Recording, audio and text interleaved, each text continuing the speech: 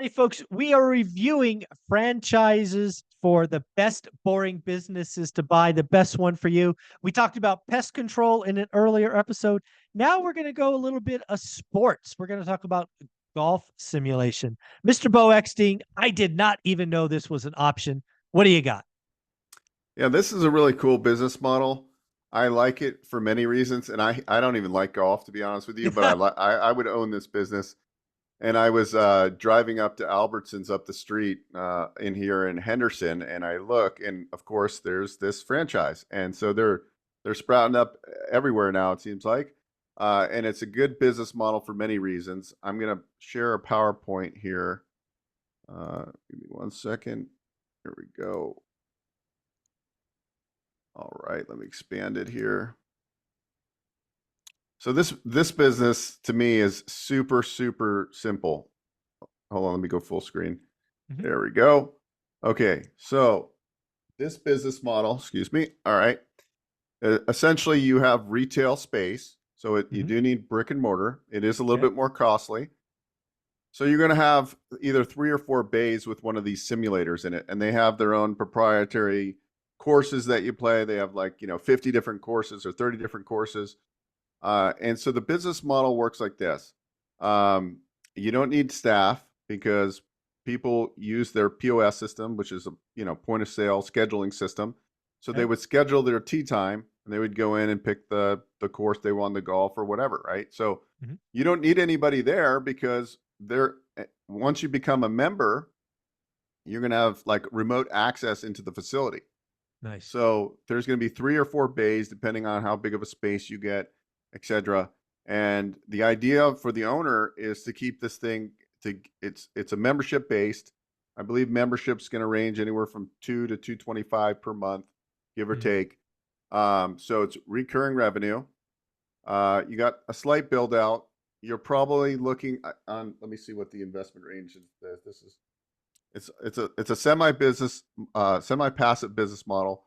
You're looking at probably spending about 10 to 15 hours working on this business. You're going to build, obviously drive membership, get more members involved. You're going to do demos. So that's where the time commitment would be, is to have somebody there to do demos for people that are interested in memberships and to do events and things just to get some brand recognition. Um, they have state of the art simulators. It's a semi-passive model. There's discounts on all the equipment you need because you're part of the franchise. They have their own proprietary booking software. Mm. So if you really look at this business model, you would I think the real key of this, as I'm diving into it, is to find that it's really about the real estate. Like, because you don't want the super expensive real estate. You got to find the high traffic that would make the most sense. Because when it comes down to it, it's all about how many members you have, and if it's recurring revenue, and let's just use $200. How many members do you need for break even? What's the process to get membership? What is the franchise? How is the franchise going to help you get membership?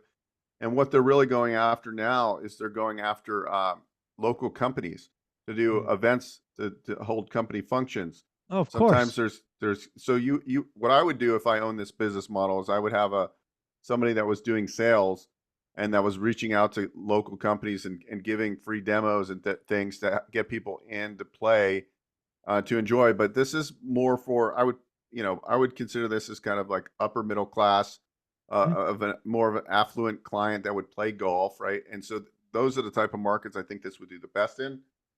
But yeah, they're really popping up. Going over this again, members let themselves in. No staff required except when demonstrating the simulator and doing, you'd probably have a cleaner or a janitor. Sure. Recurring revenue. Members book their tee times through proprietary booking software. Upside potential, reaching out to local employers that will host networking events, parties at the facility, etc. Investment range between this is with franchise fee, working capital, all the build out, all the equipment is between 295,000 to 360,000, depending on Now, lease and all that stuff. okay, you just said the word. So in this case, this is not going to be buying the building you're putting in. This is you leasing and then building out a shell.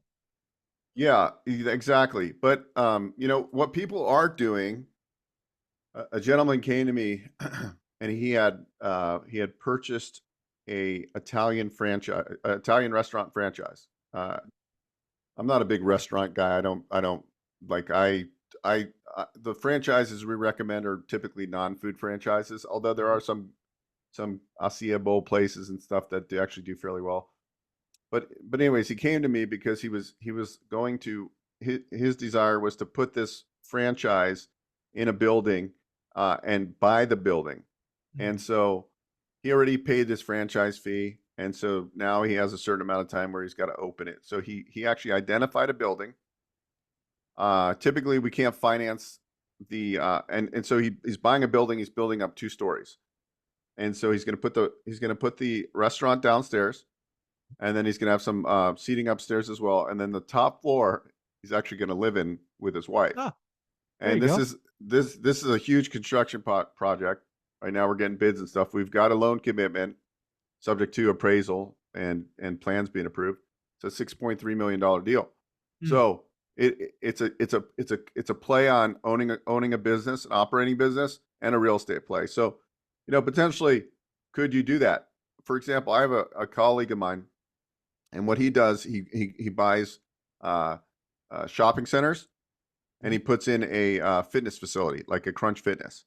Okay. So he is his own tenant, and he that's his business model, and he's crushing it, right? And so you can figure out how you can own real estate too, and then you can utilize SBA for that as well, the SBA 504. So you can be extremely creative.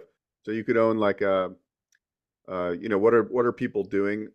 There's another franchise, and they do kind of like for seniors, they do like where seniors go and spend the day that have dementia problems instead of having, because the family doesn't have, they're working, right? And they don't have the funds Yeah, it's for, sort of like a daycare for adults, sort of.